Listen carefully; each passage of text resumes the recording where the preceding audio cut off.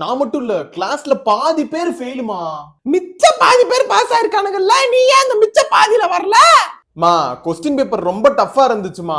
ஓ, question paper டஃப்பா இருந்தாலும் சந்தோஷம் வாங்கிருக்கியா 85 mark? எப்படி? அன்னைக்கு எனக்கு உடம்பு சரியே இல்ல. உடம்பு சரியிருந்தா மட்டும் கிழிச்சிருப்பாங்க, முன்னாடியே உட்காந்து படிச்சிருந்தா உடம்பு சரியில்லைனாலும் அன்னைக்கு ஒழுங்கா எழுதிருப்பல. ஆமா நான் ஒழுங்காதான் எழுதுனேன், மேம் தான் சரியா மார்க் போடல. அந்த போனடு மேடத்துக்கு போன போட்டு கேட்போம் ஏன் ஒழுங்கா மார்க் போடலன்னு. இல்ல வேணாம். எட்ரா இன்னைக்கு எனக்கும் மேடத்துக்கும் குடிமுடி சண்டையா ஒண்ணு எடு.